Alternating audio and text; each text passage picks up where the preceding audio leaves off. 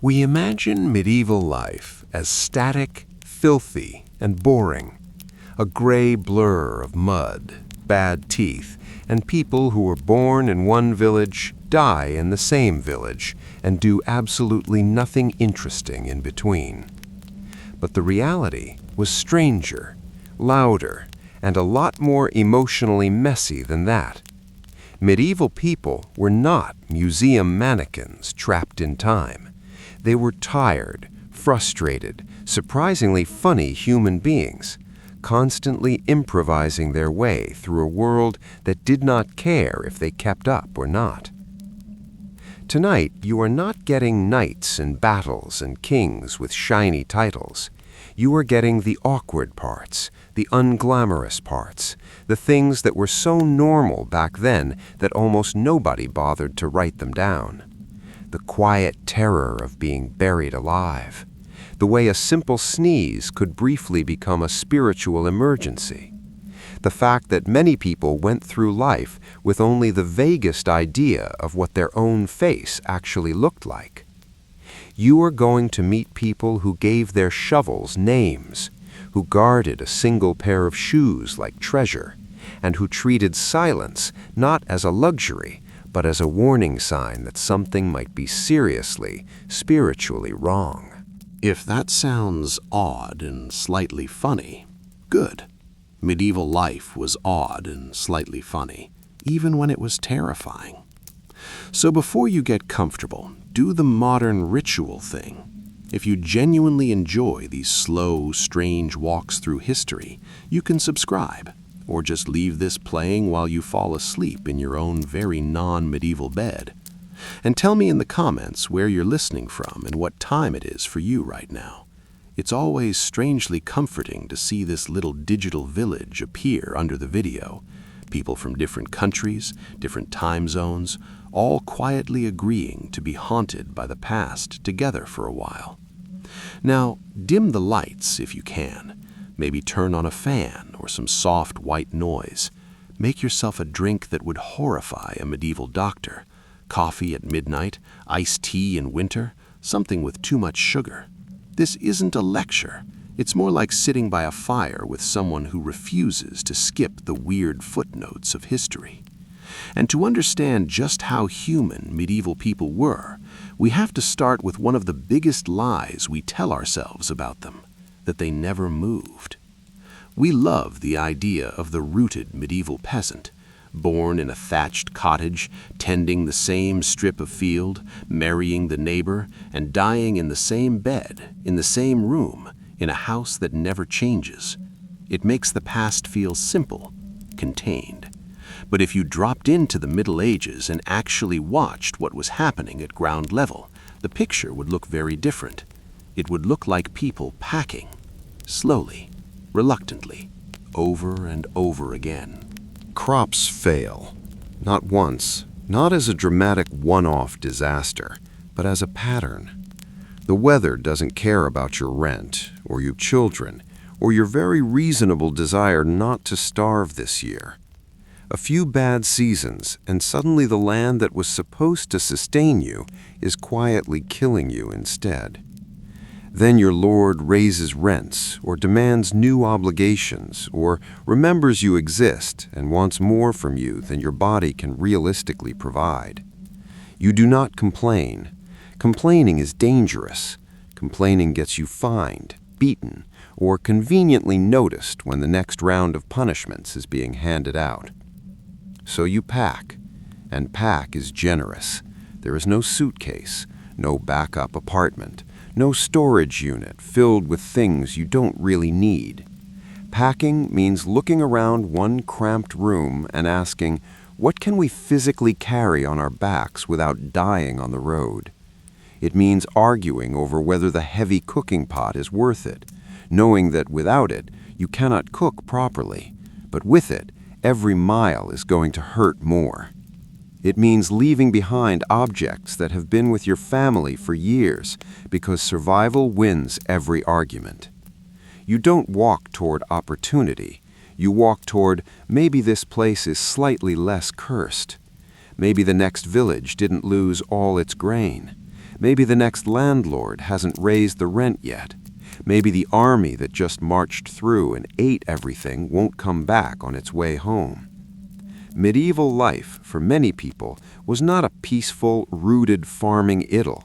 It was a permanent state of low-energy relocation, not dramatic migrations with banners and speeches, just slow, uncomfortable walking again. And then there are the times you move, not because disaster pushed you, but because the calendar pulls you. Harvest season arrives, and laborers cross entire regions following work, paid in coin, food, or the simple guarantee that they get to eat something today. Big religious festivals turn into mass human migration. Thousands of people trudge along rutted roads for days or weeks to stand in a field near a shrine, pray, and maybe buy a cheap token from a stall before turning back home. Pilgrimages are not clean spiritual Instagram moments. They are blistered feet, bad weather, and food poisoning in the name of holiness. Travel itself is not romantic. The road is not waiting to be discovered. The road is mud, so much mud that the distinction between road and not road is often theoretical. In winter, you sink. In summer, you choke on dust. Carts break, animals stumble. If you're lucky, you only lose time. If you're not, the road takes something more expensive. Maps, when they exist, are optimistic lies.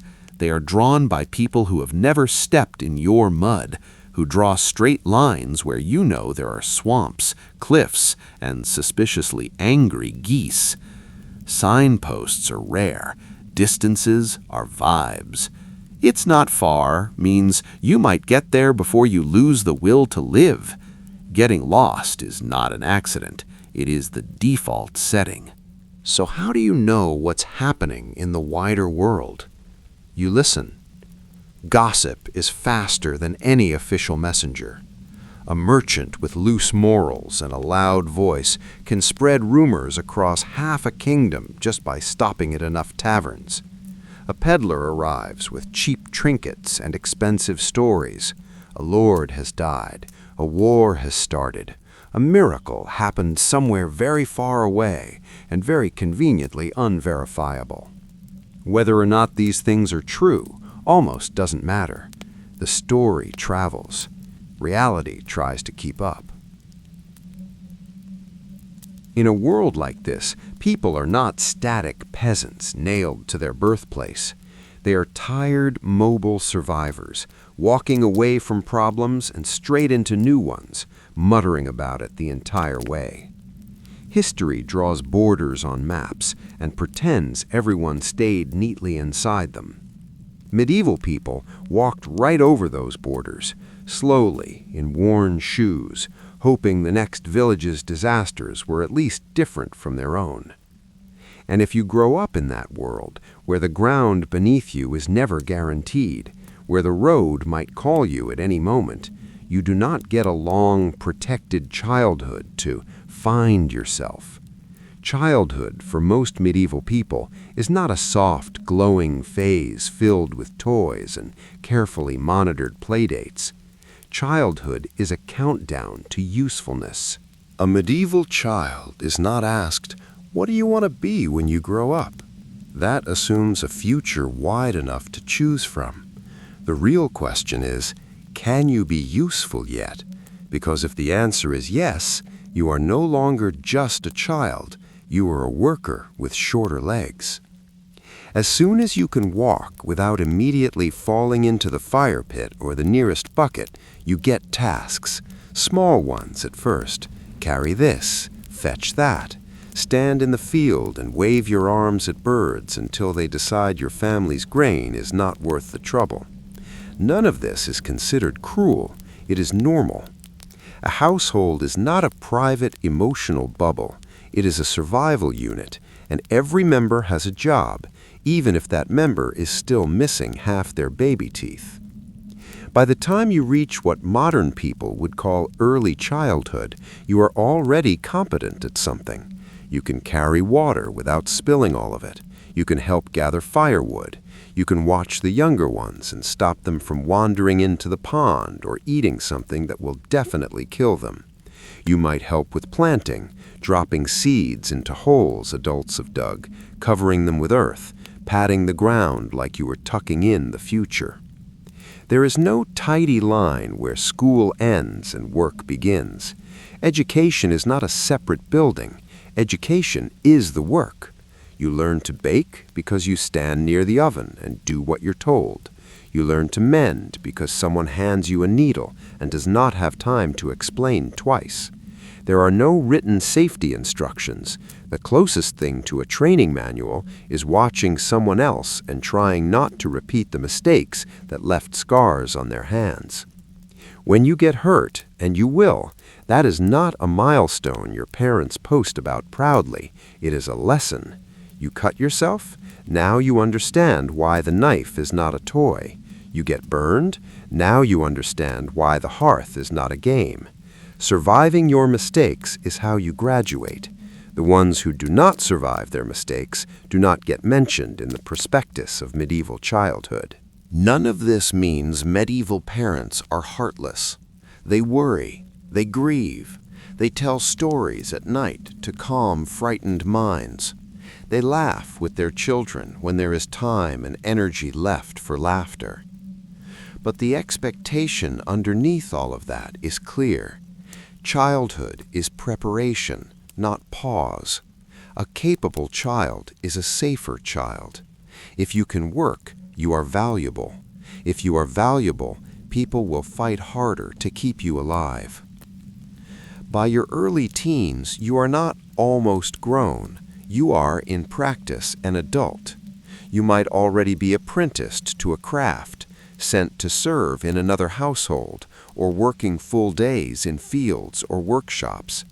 You are tired in a way most modern adults would recognize instantly. Play exists, but it squeezes itself into the cracks between responsibilities. Your games might involve sticks, stones, improvised toys, or pretending to be rich for 10 minutes before someone calls you back to reality. So when people romanticize the medieval simple life, it's worth remembering how quickly that simplicity demanded competence.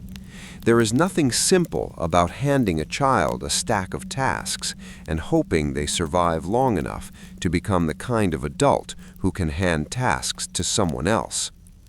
And this constant expectation of usefulness doesn't stop with your chores. It follows you into your body. Everything about you can be interpreted. Your hands, your hair, the way you stand, the way you sneeze. In a world soaked in symbolism, your body is not just a body. It is a text that everyone around you thinks they can read. Take your hands, specifically which one you prefer. If you are left-handed, today you might get an awkward pair of scissors and a few jokes. In the Middle Ages, that preference is more than inconvenient. It is suspicious. The very word for left in Latin, sinister, tells you how the culture feels about it. Right is the side of order, of righteousness, of divine approval. People bless with the right hand, swear oaths with the right hand raised, sit important people at the right hand of power. The left hand becomes the shadow side, chaotic, untrustworthy, quietly alarming. So if you are a child who naturally reaches with your left hand, your life quickly becomes a series of corrections. Parents gently, or not so gently, move the spoon to your right hand. A teacher smacks your knuckles when you write with the wrong side. A priest frowns when you cross yourself left-handed, as if you have done something slightly blasphemous without realizing it. If you insist on favoring your left, people do not see a preference. They see defiance, or even uninfluence. Maybe you're stubborn. Maybe something darker has nudged you. No one wants to risk finding out which, so you adapt. In public, you eat and write and pray with your right hand. In private, when nobody is watching, your left hand quietly reclaims the tasks that feel natural. It is a medieval version of code switching, but for muscles instead of language. The problem becomes sharper if you are trying to be a warrior. Sword training is built around right-handed combat.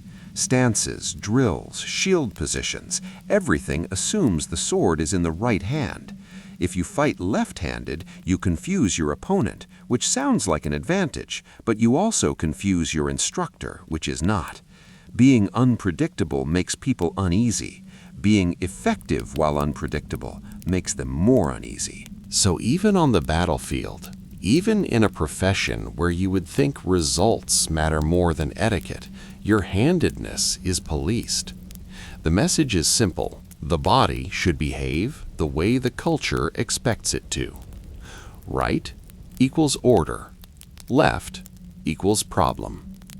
And if your hands can get you quietly judged, imagine what happens when the conversation moves to your face. Not your expression, your actual face, the shape of it, the lines, the way your hair grows from your scalp. Most modern people know their reflection intimately. Mirrors in bathrooms, dark windows at night, front-facing cameras, photos, videos, filters you can scroll through to decide which version of your own face you like best. A medieval peasant has none of that. Glass mirrors exist, yes, but they do not live in your house. They are expensive, delicate objects owned by nobles, monasteries, or that one merchant who is doing suspiciously well and doesn't want to explain why. You, most likely, will never touch one. What you get instead are approximations. A small, polished metal disc, if you are lucky, a surface that returns a dull, distorted version of you. It shows you a face that looks slightly melted, slightly cursed. You tilt it, squint, maybe laugh, but you don't see yourself with the clarity you are used to. Your most common mirror is water, a pond, a well, a bucket, a river.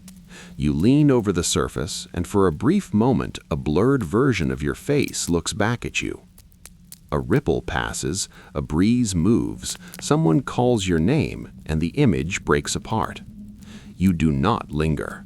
Water is dangerous. People fall in. People drown. You came here for water, not to fall in love with your own reflection, like a mythological disaster case. So, how do you learn what you look like? Other people tell you. You have your father's nose. Your eyes are too close together. You look tired. This is your mirror. Unsolicited feedback from friends, family, neighbors, strangers. Brutal, unfiltered, and impossible to mute.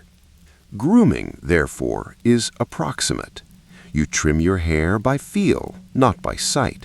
You shave your beard as best you can, and trust that if you missed a patch, someone will eventually tell you, loudly and in public, usually with laughter. The idea of checking yourself before leaving the house simply doesn't exist. You leave.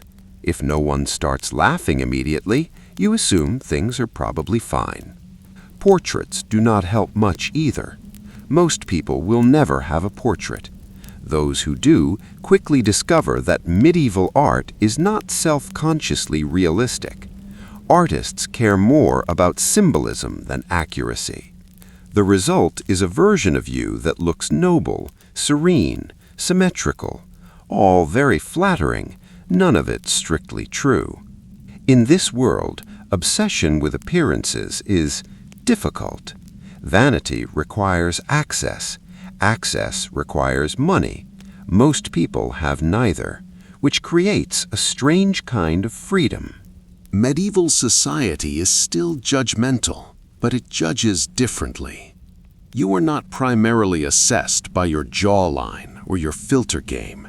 You are judged by your actions, your family, your reputation, and whether you smell like you remember what washing is.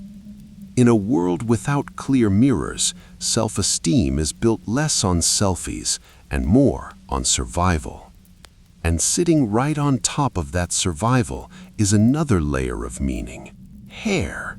Because if the face is hard to see clearly, hair is impossible to ignore. In the medieval world, hair is not decoration. It is a statement, a warning, a promise, and, in the wrong moment, a punishment. What grows out of your head carries meanings you do not fully control. Long hair on a man can suggest strength, rank, or a certain wildness that hasn't been disciplined yet. Cropped hair can look practical, or it can look like someone else made a decision for you. Monks go even further.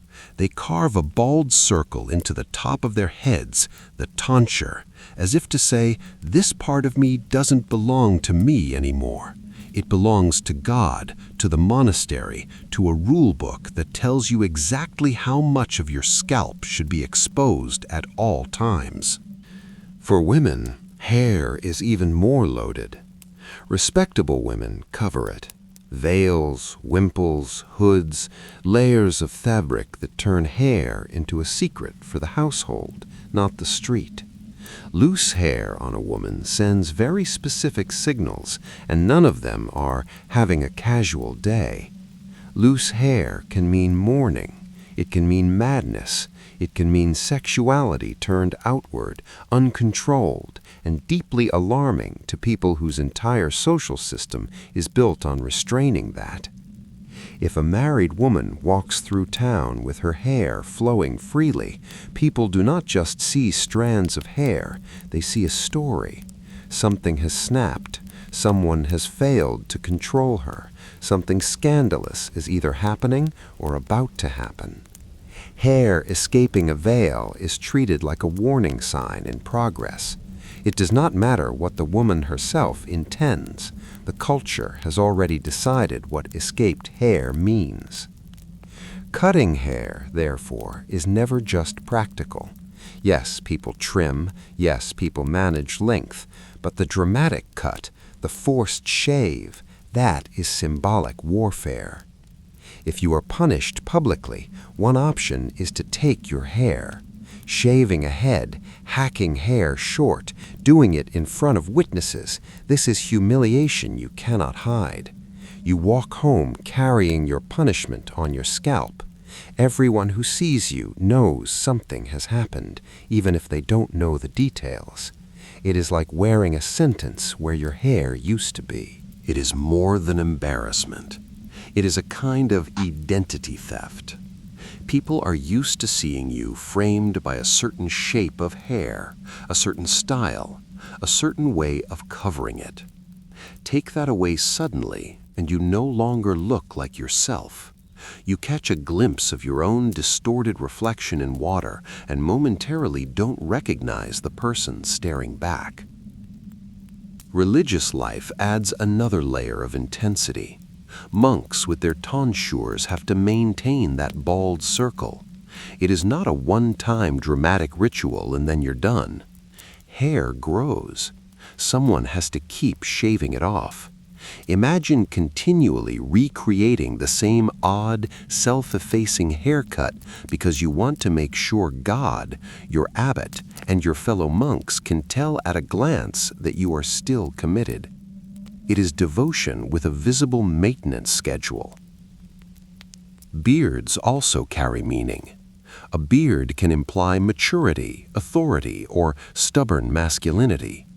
Shaving one completely can be a choice, but it can also be an insult, an order, a sign that something about your status has changed.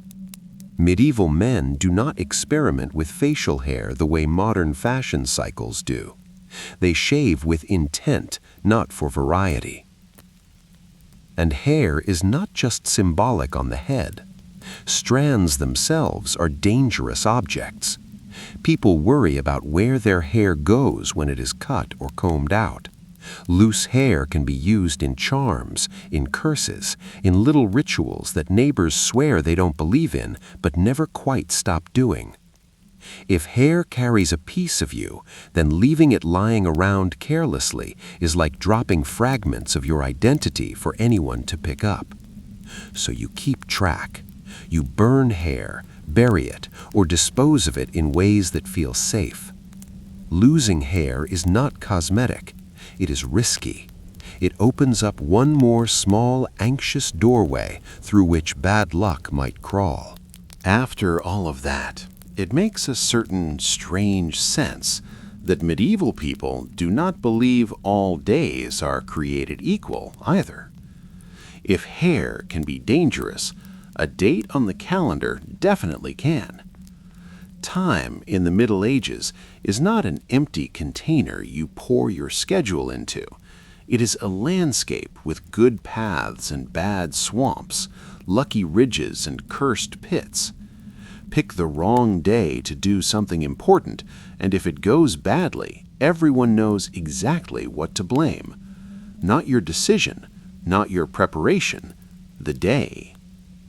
These bad days are everywhere. Certain weekdays carry a reputation. Saints' days and feast days shape when it is appropriate to celebrate, to fast, to refrain. Some days are fine for travel, but terrible for marriage. Some days are acceptable for planting crops, but dangerous for surgery or bloodletting. The year is quietly divided into zones of yes, maybe, and absolutely not. Medical guides warn about timing. If you bleed a patient on the wrong day, you are not just less effective, you are reckless. The stars, the saints, the inherited wisdom of older texts have all told you this is a bad idea.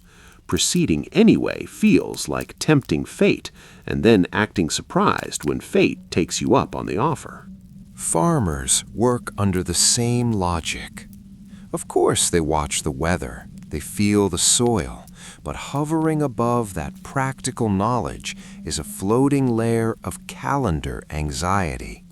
Plant on the wrong day, and if your harvest fails later, the date becomes the villain of the story. Not the rain, not the pests, not the thin soil, the day. Somewhere, a little scribbled note in a book or an old saying in your grandmother's voice quietly nods and says, "Told you so." Marriage is even more sensitive. Choosing a wedding day is not just about who can travel and whether the church is free. It is about avoiding dates with bad reputations. People will wait weeks to sidestep a cursed date. Imagine telling your anxious relatives, yes, we're ready, yes, we love each other, but no, we cannot possibly get married on that day. The stars would laugh at us. Travel also has its taboo days. Setting out when the calendar feels wrong, or when a certain omen appears, tripping as you leave, hearing the wrong bird call, sneezing at the doorstep, can be enough to send a nervous traveler back to bed. You can call it superstition, but in a world where so much is out of your control, even a flimsy sense of guidance feels better than none. The irony, of course, is that expectation shapes experience. If everyone believes a particular Tuesday is cursed, they walk into it braced for disaster. Every small irritation confirms the myth. A spilled bucket becomes proof, not coincidence. Medieval self-fulfilling prophecy is alive and well. The day is bad because people treat it as already ruined. Calendars become survival manuals. Knowing which days are safe to act on and which days to tiptoe across gives people a thin illusion of control in an unpredictable world. If something goes wrong anyway, at least you can say, "Well, I warned you we shouldn't have done it then." But days and hair and hands are not the only fragile points where the body brushes up against fate.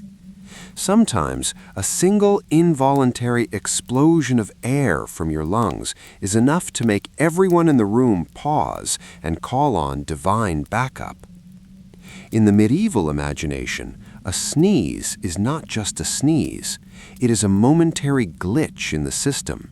Your body convulses, your eyes close, your breath stops, and for a heartbeat, you are not in full control of yourself.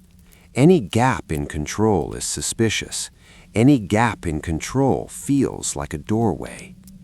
What if something leaves you in that moment, your soul, a piece of it, some vital inner breath? What if something else slips in? Illness, misfortune, a malicious spirit that has been loitering nearby, waiting for its chance. Medieval theology does not trust gaps. So people plug the gap with words. God bless you is not politeness, it is damage control. The blessing slams a lid on that tiny opening before anything invisible and unpleasant can take advantage. If you sneeze and nobody says anything, that is alarming. It feels like walking through a door and having it quietly left open behind you. Your soul might be unsupervised. Sneezing at the wrong moment carries extra weight. In the middle of a prayer, it feels like a glitch in communication with heaven. During a wedding, it feels like an omen, a bad joke from the universe.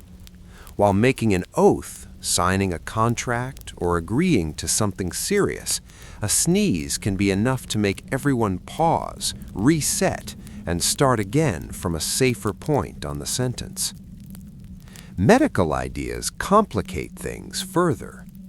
Some thinkers argue that sneezes release dangerous vapors, or that they are connected to the heart or the brain. Too many sneezes mean weakness. Too few sneezes mean blockage. You can't win. There are even folk readings of sneezes based on direction or number. Sneezing to the right looks promising. Sneezing to the left looks questionable. For all the same reasons, the left side is always getting bad press. Sneezing repeatedly suggests something is seriously wrong, possibly involving curses, drafts, or both. Children are warned not to sneeze carelessly, as if this is something anyone can consciously schedule. They are scolded not just for manners, but for leaving themselves too exposed, mouths wide open, defenses down. Medieval parenting, once again, is fighting invisible battles with whatever tools it has. Yet sneezing is universal. Everyone does it, which means medieval daily life is filled with a constant background of tiny spiritual emergencies and rapid-fire blessings. A shared low-level anxiety that your own nose might betray you at the worst possible moment. In a world like that, noise becomes more than background. It becomes protection. Modern life tries to sell you silence, noise-canceling headphones, quiet offices, silent retreats in the woods. Medieval people hear a house go quiet and immediately start to worry. A healthy medieval home is not peaceful, it is busy. You hear voices, the scrape of tools, the clatter of pots, the low grumble of animals shifting in their corners. Somewhere, someone is coughing. Someone else is muttering a prayer while they work. The fire pops and hisses. Outside, there are footsteps, carts, shouting, church bells. All of it blends into a rough soundtrack of life continuing. Silence, by contrast, feels wrong. Not just unusual, wrong. A silent house suggests illness, disaster, or abandonment. It suggests that the things that should be moving and talking have stopped. It also suggests, very quietly, that something might be present that prefers you not to notice it. Medieval people are deeply uncomfortable with things that prefer not to be noticed. Religion helps shape that discomfort. Silence is associated with the grave, with the void, with the unknown spaces between this world and the next. Churches, interestingly, are not silent. They echo on purpose. Chanting, bells, prayers, organs, sounds that fill up the air so that there is less room for whatever else might want to slip in. Bells ring constantly to mark time, to celebrate, to warn, to mourn, or simply to remind everyone that the community is still here, still watching, still awake. Homes copy that logic in smaller ways. People talk while they work, sing while they cook, hum while they mend. Even when someone is alone, it's common to speak out loud, to pray, to grumble, to comment to no one in particular. If you walked into a medieval house and heard absolutely nothing, the silence itself would feel like a presence. Night amplifies all of this. Darkness already belongs to spirits, demons, and theological anxiety. Add silence, and you have a perfect breeding ground for imagined footsteps, phantom whispers, and invisible judgment creeping up behind you. A weak fire that crackles a little is comforting, not just because it gives light and warmth, but because it makes noise. That quiet crackling says the world is still working, something familiar is still happening. Group sleeping habits make more sense in this light. People do not just pile into shared beds and sleeping spaces for warmth or lack of furniture. They sleep together because the combined sound of breathing, shifting, snoring, and rustling fabric builds a soft wall of noise against the void.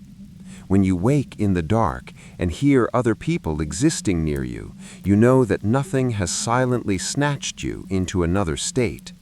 A room full of noise means very simply that nobody died quietly in the night. Even monastic communities, famous for their rules about silence, treated carefully. Their silence is ritualized, supervised, framed by prayer and routine. It is not empty, it is full of intention. Unplanned silence, an unexpected hush, is what feels dangerous. To medieval ears, silence is not healing, it is not restorative, it is a warning. And in a world where danger is constant and explanations are thin, one of the easiest ways to feel alive is to make noise. Talk, sing, pray out loud, complain, anything but leave the air completely empty. By now, it's clear that the medieval world is reading meaning into almost everything. Hands, hair, days, sneezes, silence. Objects, too, end up carrying more emotional weight than most modern people are used to. When you own almost nothing, the little you do have gets promoted from stuff to companions. There is no culture of impulse buying. You are not scrolling through options, asking yourself if this tool sparks joy. If you own something in the Middle Ages, it is because you need it, and chances are you will own it for a very long time. Tools are the main candidates for this strange promotion. A shovel is not just a shovel, it is the shovel, the one that has helped you survive winters, turn the soil, dig trenches, bury relatives, and occasionally chase away an aggressive goose that doesn't understand boundaries. When an object has quietly done that much emotional labor, it stops feeling like an object. It starts to feel like a coworker who never takes a day off. So people give them names: axes, plows, knives, cooking pots. These things show up in conversation the way coworkers do. Where is he, someone might say of a favorite tool? Has he been taken out to the field yet? The pronoun gently shifts. The tool is not an it anymore. It has slipped across the line into he or she. Weapons are especially personal. A sword is not just a strip of metal that happens to be sharp. It is the blade that has stayed in your hand when your hand was shaking, the one that has kept you alive in moments when alive felt optional. Breaking a sword like that is not a simple inconvenience. You mourn. You do not say, "My sword snapped." You say, "I lost him." This naming does not stop with dangerous tools. Ovens get reputations. Doors do too. Bells absolutely do. Anything that sits at the center of your daily survival starts to collect stories. The oven that bakes good bread is praised, thanked, occasionally patted as if it can feel it. The oven that betrays you with burned loaves gets blamed, insulted, shouted at in front of witnesses. It is not that people literally believe the oven is listening, though some might half believe it on bad days. It is that they are exhausted. When your life depends on a small, fragile network of objects functioning correctly, it is healthier to yell at the shovel than to scream into the void. There is a legal side to all of this too. Named or not, certain objects are important enough to show up in wills. I leave my good knife to my eldest son. Everyone involved knows exactly which knife that means. Not just any knife, the good one. The one that has cut 1,000 meals and survived 100 repairs. Objects carry memory. They carry reputation. This is the pot from your grandmother's house. This is the axe that belonged to your father. Losing them is not just annoying, it is like losing a piece of your own story. Even repairs take on emotional weight. A patched tool is not inferior, it is experienced. It has proved its loyalty by breaking and then coming back. A tool that has been fixed a dozen times is, in a way, more trustworthy than one that has never needed it. It has failed, survived, and returned to work. In a world with very few possessions, each one matters. People do not just own objects, they live with them, work with them, talk to them, and occasionally argue with them like old friends who have chosen the worst possible day to stop cooperating. And if that is true for tools in general, it is intensified for the one piece of equipment most of us take completely for granted: shoes. In the medieval world, shoes are not fashion. They are not accessories you coordinate with outfits or moods. They are survival equipment, closer to a shield than a sneaker. Most people do not own 3 pairs of shoes. They do not own 2. They own 1. 1 pair, expected to endure fields, mud, stones, frozen ground, and whatever mysterious substances are currently fermenting in the street. If that pair fails at the wrong time, the consequences are not aesthetic. They are physical. Leather is expensive. Animals are expensive. The work of tanning hides and shaping them into something that vaguely resembles a shoe takes skill and time. The person who does that work, the cobbler, may not be glamorous, but they are essential. A community without a reliable cobbler is a community that limps. Because replacing a shoe is difficult, people do not throw them away when they thin out or tear. They repair them constantly. Soles are stitched, restitched, patched, layered. A single shoe might end up containing leather from 3 different animals, stitches from several different decades, and enough improvisation to qualify as a thesis in practical engineering. If you find a cobbler who works quickly, whose work holds, and who does not loudly comment on the smell of the shoes you bring in, you stay loyal. You send your children, your neighbors, your grandchildren. Good cobblers quietly hold entire villages together, one patch at a time. Shoes are valuable enough to appear in wills.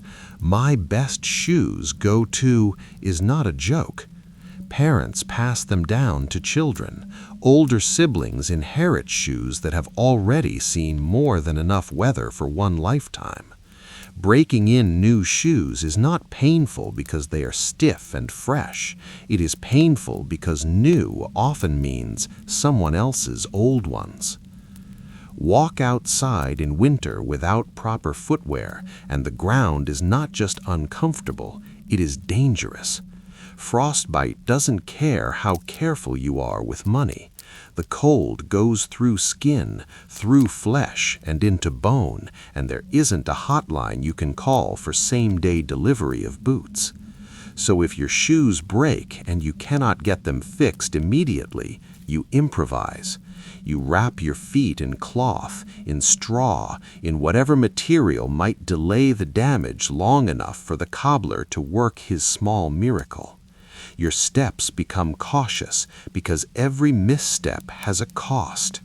This is why medieval people walk the way they do in your imagination, carefully, deliberately. They are not strolling because they are poetic and contemplative.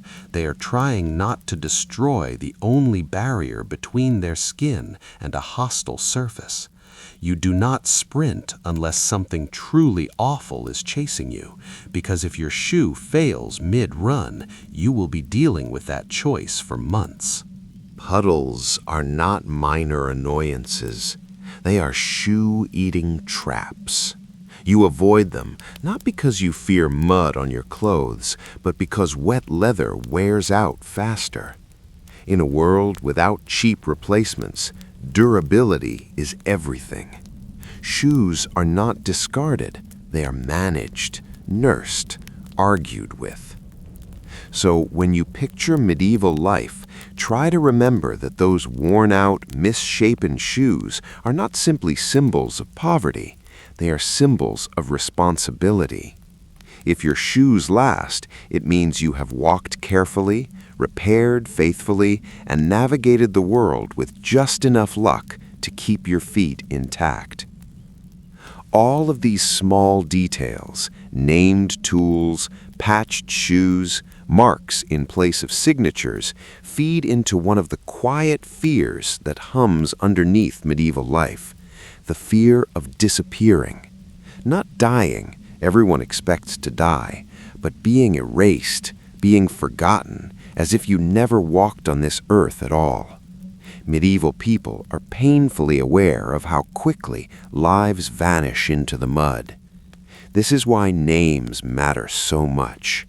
Children are named after parents, grandparents, saints, and occasionally the one uncle everyone agrees deserves a second chance at being remembered. Naming is not primarily about creativity, it is about continuity.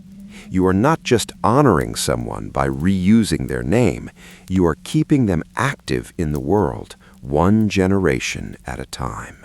Graves, when they exist, matter enormously. Even the simplest marker, a carved symbol, a scratched name, a rough stone cross, stands there stubbornly insisting, I was here. I mattered enough that someone carved this instead of letting me vanish. If you cannot afford stone, memory has to do the work instead. Stories become portable tombstones.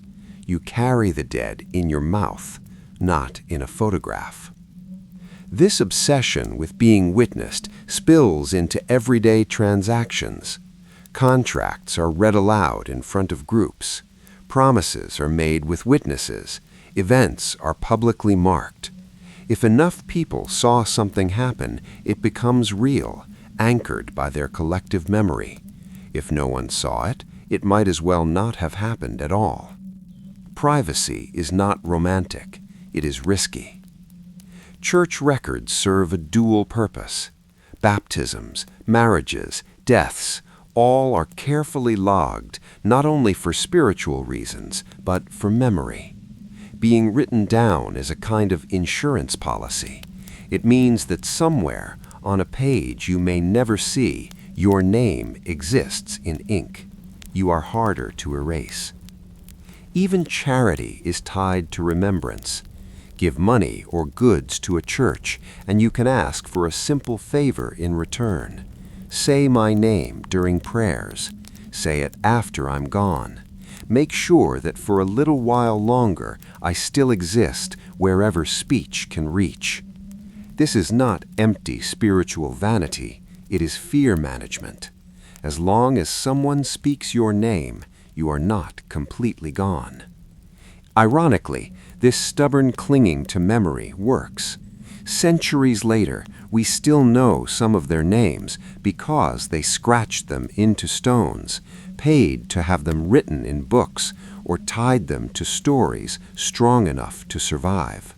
The fear of being forgotten becomes the reason they are not. But if you are afraid of being erased, you are also afraid of being written off too soon. In a world with limited medical understanding, there is another dread that lurks quietly in the corners of people's minds: the fear of being buried alive. There are no monitors, no machines, no beeping reassurance that someone is still technically here. There is breath, or there isn't. There is movement, or there isn't. And when bodies are weak from illness, famine, or shock, those signs can be subtle, too subtle. Comas, fainting spells, hypothermia, certain fevers, all of these can mimic death to an untrained eye. And medieval eyes are untrained, not because they are foolish, but because the tools to see more deeply simply do not exist. When someone stops moving, stops answering, lies cold and still, the pressure to decide quickly can be intense, especially during plagues, harsh winters, or famines, when there are more bodies than there is time, space, or emotional bandwidth. And yes, mistakes happen. Stories circulate of coffins opened later and found scratched on the inside, of bodies discovered moved from where they were laid, limbs twisted in poses that suggest panic. Maybe some of these stories are exaggerated by fear and retelling. Maybe some of them are exactly as bad as they sound. In a way, the distinction doesn't matter. The fear itself is real. As a response, people build their own small safety measures into death. Some ask to be watched for days before burial. Wakes are not just social gatherings with candles and whispered prayers. They are observation periods. The living sit nearby, talk, pray, and wait to see if the dead does anything unsettling, like move, sigh, or change color. If you twitch, groan, or suddenly sit up, you go from corpse to patient very quickly. Others ask for more creative precautions, to be buried with a small bell or a rope they can pull if they wake up underground, to be placed in shallow graves or simple coffins that, in theory, could be escaped. Burial practices themselves sometimes keep bodies closer to the surface for reasons that are partly practical and partly rooted in exactly this kind of anxiety. Religious belief adds an extra twist of worry. Being buried alive is not only physically horrifying, it is spiritually messy. If you wake up underground, trapped, dying slowly without a priest, without confession, without the proper prayers, what does that do to your soul's journey? For many medieval people, that question bites harder than the image of the coffin itself. So medieval people do not just fear death, they fear premature certainty. They fear silence mistaken for stillness. They fear sleep, shock, or illness being mistaken for the end. In a world where the boundary between life and death is thin, blurred, and poorly lit, that fear makes an uncomfortable kind of sense. Taken all together, it is easy to imagine medieval life as an endless parade of suffering. Dirt, disease, danger, superstition, noise, and fear stacked on top of one another like layers in a misery sandwich. And yes, life is hard, brutally hard, in ways that are difficult to romanticize once you pay attention. But what often gets lost is that people do not walk around in constant theatrical despair. They cannot. The human mind doesn't work like that. Most days are not disasters. Most days are ordinary. And ordinary medieval life is quietly absurd. People laugh, they joke, they gossip about their neighbors, complain about the weather, grumble about prices, and make fun of authority whenever they think they can get away with it. They are not noble sufferers walking in slow motion through permanent tragedy. They are human beings trying to find the joke before the joke finds them. If you open certain medieval manuscripts, the fancy books monks and scribes worked on for months, you find something unexpected in the margins. Not solemn theology from edge to edge, but doodles, little drawings of animals wearing clothes, people doing ridiculous things, fart jokes, so many fart jokes. Monks and scribes, supposedly living in this elevated spiritual atmosphere, spend their downtime drawing things that would make a bored teenager snicker in the back of a modern classroom. This is not an accident. It is pressure leaking out sideways. When you spend your days copying serious texts by hand, when your life is ruled by bells and rules and expectations, the margin becomes a tiny rebellion. A fox playing the bagpipes, a knight fighting a snail, a nun doing something that would definitely not be approved at chapter meeting. None of it is solemn. All of it is intensely human. Outside books, there are festivals, saints' days, feast days, market days that turn into unofficial holidays because everyone conveniently decides to stretch the definition of necessary shopping. Any excuse to stop working for a bit, eat too much, drink something of questionable origin, and forget about responsibility is grabbed with both hands. People dance, often badly. They sing loudly, whether or not they can hold a tune. They play games, wrestle, race, gamble, and invent local traditions that make very little sense outside a 5-mile radius, but mean everything inside it. Masks come out. Mock kings are crowned for a day. Someone dresses up as a symbolic animal and chases children around the square. Authority is joked about in ways that are just vague enough to avoid punishment. Even hardship has routine. Famine is not a constant screaming crisis. It is something people dread, prepare for, and fold into the rhythm of their fears. Illness is frightening, but it is also familiar. People know what it looks like when someone gets sick. They have patterns for it. They grieve, but they also get on with the day because the animals still need feeding. Death is everywhere, but it is not paralyzing. When everything is dangerous, you either adapt emotionally or you do not last very long. Absurdity becomes a coping mechanism.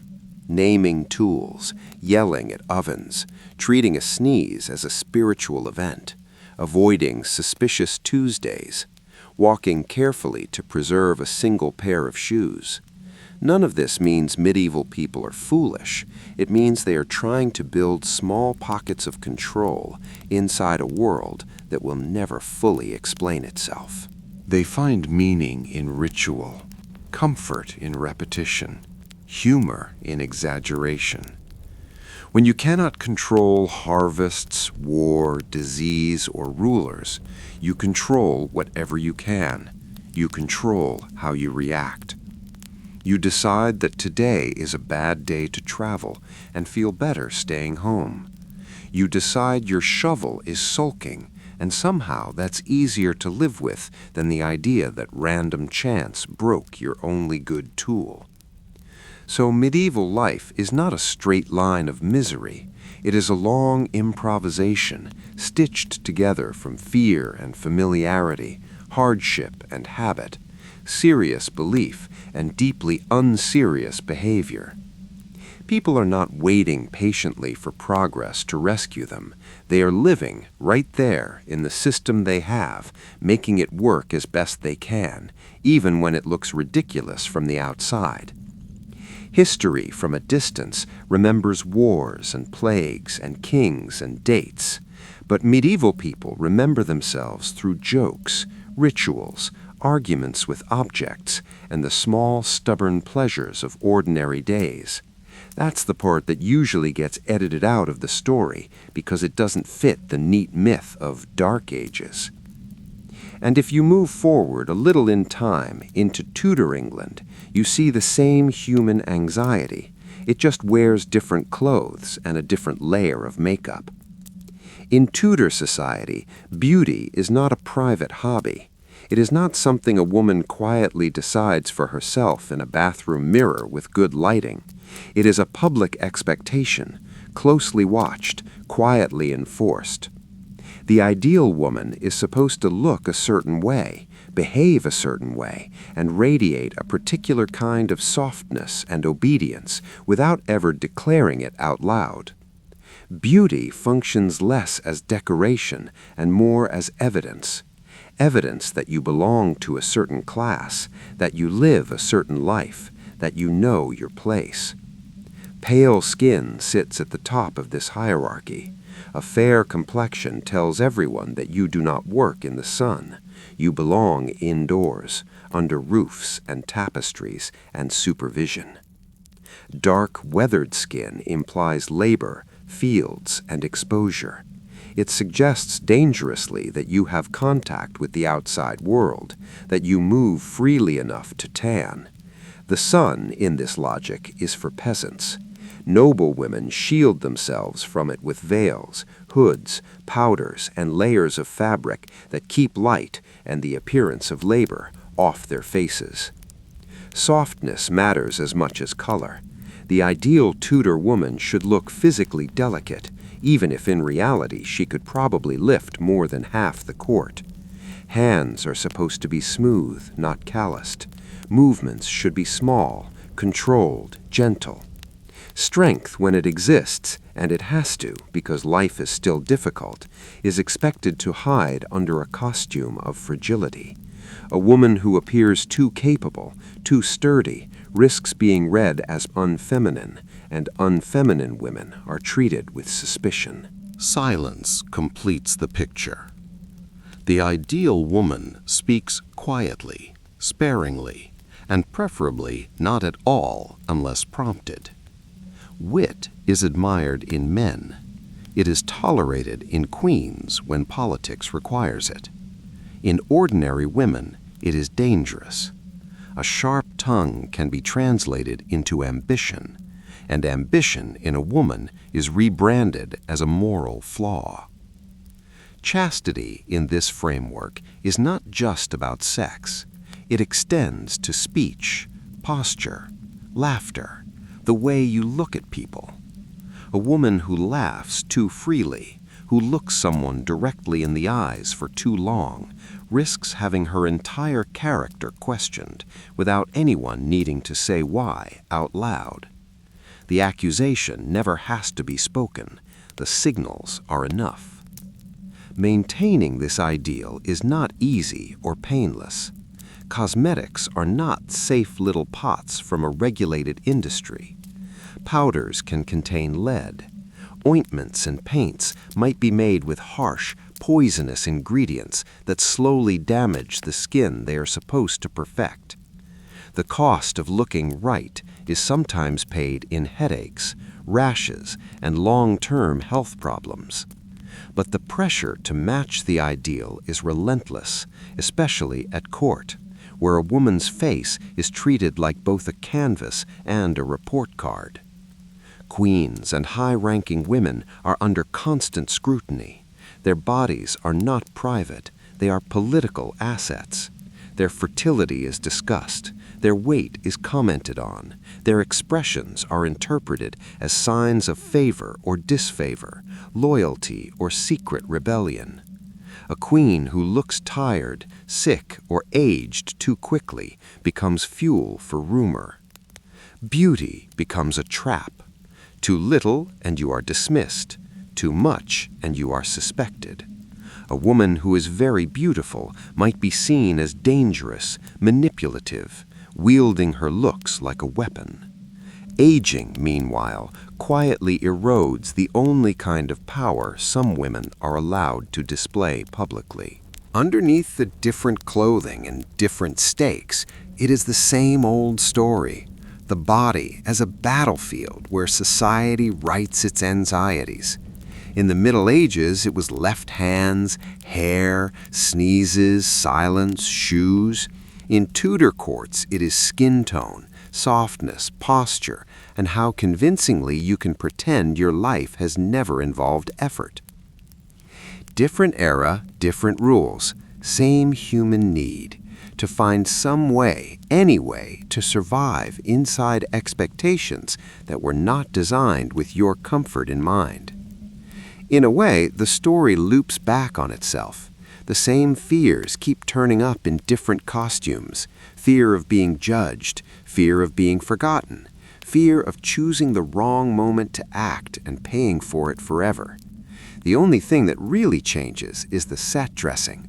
Muddy lanes become palace corridors, patched shoes become embroidered slippers, named shovels become carefully labeled jars of face powder.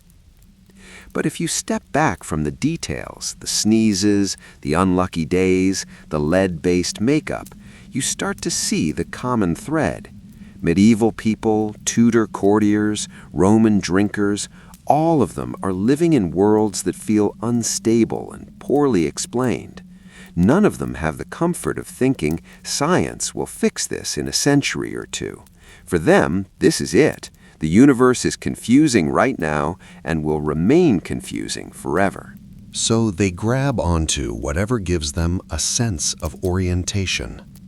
Calendars filled with warnings and lucky days, bells that divide time into pieces small enough to survive, rituals for sneezing, for sleeping, for cutting hair, for burying the dead, beauty routines that promise, falsely but powerfully, that if you look right, the world might treat you right.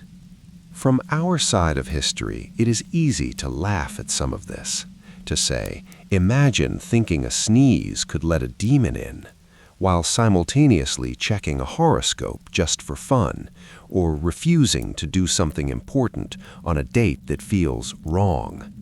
The surface changes, the pattern doesn't. Medieval people aren't stupid. They are not children in need of modern adults to explain the world to them. They are working with the tools they have. Some of those tools are physical: shovels, shoes, bells, knives, ink. Some of them are mental: stories, symbols, traditions, shared jokes that make hard days slightly less heavy. And if you listen closely to their habits, you can hear something familiar. The way they name objects to make them less frightening. The way they cling to marks on paper or stone so they won't vanish. The way they gather in noisy groups at night because being alone in the dark feels like an invitation to every bad thought you've ever had. None of that has really gone away. We have better lighting and worse comment sections, but the basic emotional wiring hasn't changed much. People still worry about being forgotten. They still worry about choosing the wrong day to change their life.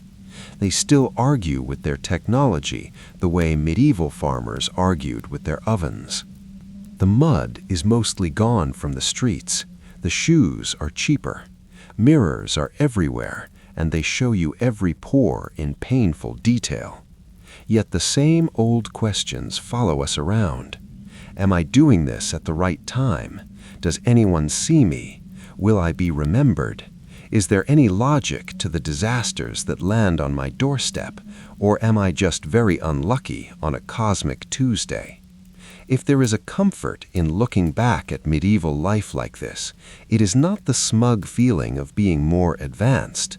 It is the quieter realization that people then and people now are playing variations of the same game. Different rules, different penalties, same core objective.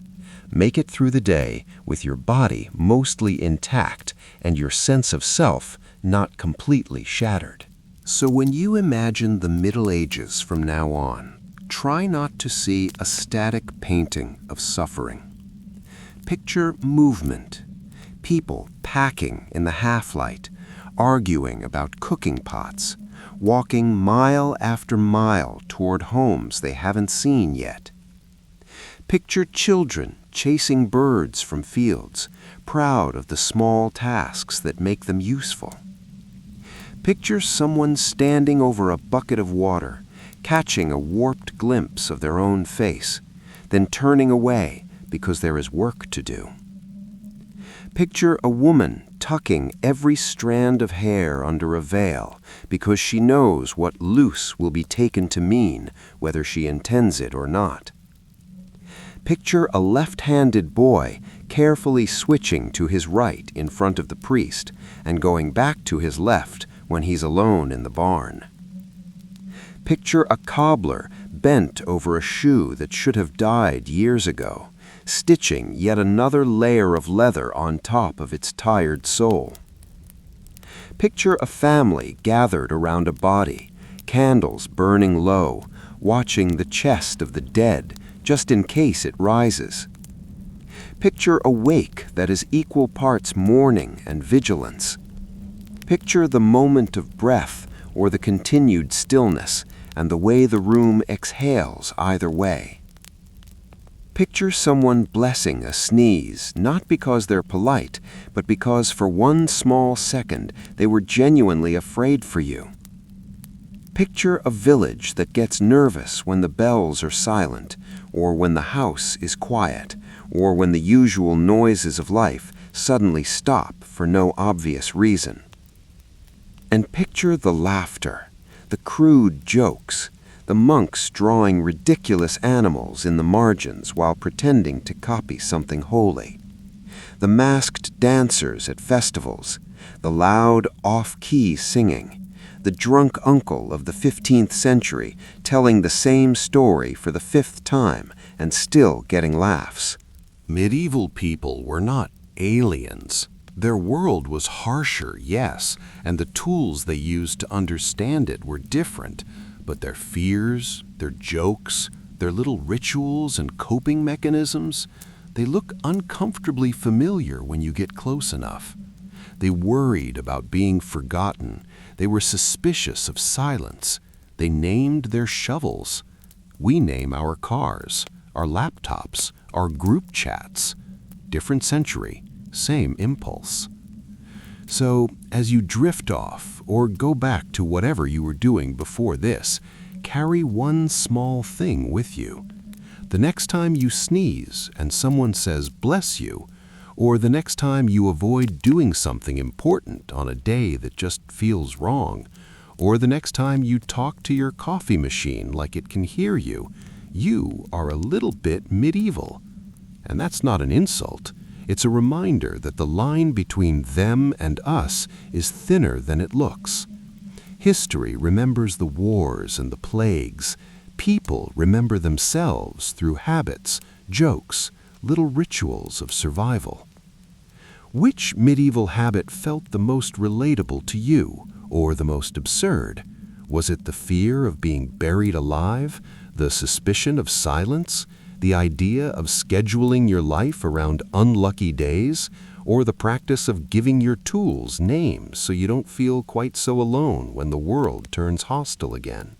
Tell that one in the comments. If this slow walk through the parts of medieval life nobody talks about kept you company tonight, you can like the video, or subscribe, or just let the algorithm know you'd like to hear from these tired, noisy centuries again. Next time we can do the same thing for another world. Maybe we stay with the Tudors and go deeper into beauty, politics, and poison. Or maybe we jump back to Rome and watch how much power can hide in something as simple as a cup of diluted wine. For now, though, let the bells go quiet. Keep a little noise of your own in the room, And remember, they weren't as different from you as the textbooks make them look.